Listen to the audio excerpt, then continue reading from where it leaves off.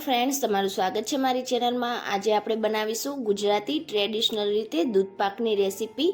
તો દૂધપાક જનરલી ગુજરાતીઓમાં તહેવારોમાં કે પછી શ્રાદ્ધના દિવસે બનાવવામાં આવતો હોય છે। તો કલાકો સુધી ઉકાળવાની ઝંઝટ વગર આ દૂધપાક આજે આપણે ડાયરેક્ટ કુકરમાં બનાવીશું, તો પણ એકદમ ક્રીમી અને મલાઈદાર આ દૂધપાક બનીને તૈયાર થશે અને એકદમ ઓછા સમયમાં બની જશે। તો ચાલો બનાવીએ।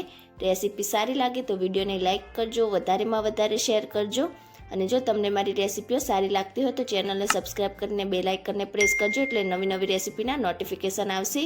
તો ચાલો બનાવીએ। તો હવે સૌથી પહેલાં તો એકદમ ક્રીમી અને મલાઈદાર દૂધપાક બનાવવા માટે મેં અહીંયા 1 લીટર જેટલું ફૂલ ફેટવાળું દૂધ લઈ લીધું છે।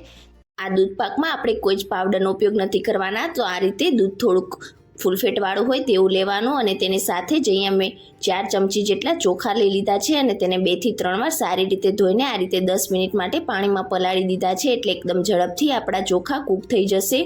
અને સાથે જ અહીંયા મેં થોડીક બદામની કતરણ લઈ લીધી છે, તેની સાથે જ મેં 3 થી 4 કાજુના આ રીતે થોડાક નાના નાના ટુકડા કરીને લઈ લીધા છે અને 3 થી 4 જેટલા પિસ્તાની પણ આ રીતે મેં કતરણ કરીને લઈ લીધી છે। ડ્રાયફ્રૂટ્સ તમે તમારી પસંદ પ્રમાણે વધારે કે ઓછા કરી શકો છો અને ચોખા પણ તમને પસંદ હોય એ પ્રમાણે તમે વધારે કે ઓછા ઉમેરી શકો છો।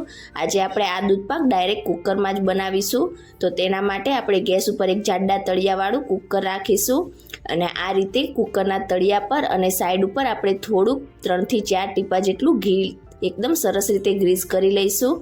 તો આ રીતે આપણે થોડુંક ઘી લગાવીશું એટલે આપણું દૂધ બિલકુલ પણ આ કુકરના તળિયે ચોંટશે નહીં અને એકદમ પરફેક્ટ દૂધપાક બનીને તૈયાર થશે।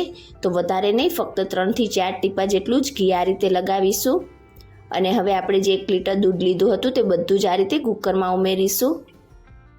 ગેસની ફ્લેમ હાઈ કરી દઈશું અને આપણે દૂધને થોડું ગરમ થવા માટે રાખીશું।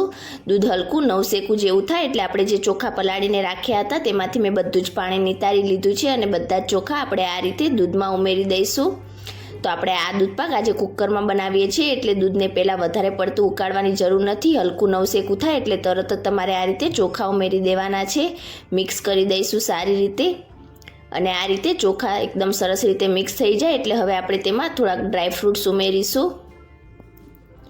તો આપણે જે કાજુના ટુકડા આ રીતે કરીને તૈયાર કર્યા હતા પહેલાં તે ઉમેરી દઈશું। તેની સાથે જ આપણે થોડીક બદામની કતરણ ઉમેરીશું અને સાથે જ આપણે થોડાક પિસ્તા પણ ઉમેરી દઈશું। 2 ટીસ્પૂન જેટલી આપણે ચારોળી ઉમેરીશું। અહીંયા ચારોળી તમને વધારે પસંદ હોય તો તમે વધારે પણ ઉમેરી શકો છો। બધી જ વસ્તુને એકદમ સરસ રીતે મિક્સ કરી લઈશું અને આ રીતે થોડોક ઉભરો આવવા લાગે એટલે આપણે ગેસની flame medium two slow side કરીશું। તો અહીંયા ચારોળી અને બધા ડ્રાયફ્રૂટ્સ તમારે આ રીતે ચોખાની સાથે જ ઉમેરી દેવાના છે। જો ચારોળી તમે પાછળથી ઉમેરશો તો કાચી રહેશે, તો તેનો ટેસ્ટ સારો નહીં લાગે। તો આ રીતે મિક્સ થઈ જાય એટલે હવે આપણે દૂધને બિલકુલ પણ આ રીતે ખુલ્લું નથી ઉકાળવાનું, તરત જ આપણે આ રીતે ઢાંકણ બંધ કરીશું અને મીડિયમ ટુ સ્લો ગેસની ફ્લેમ પર ફક્ત 2 વિસલ કરી લઈશું।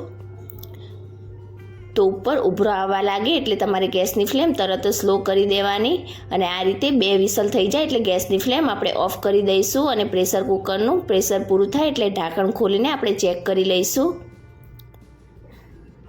તો અહીંયા તમે જોઈ શકો છો એકદમ પરફેક્ટ રીતે આપણો દૂધપાક તૈયાર થયો છે। એકવાર તેને સારી રીતે મિક્સ કરી લઈશું અને ભાત આપણા કૂક થઈ ગયા છે કે નહીં તે આપણે ચેક કરી લઈશું।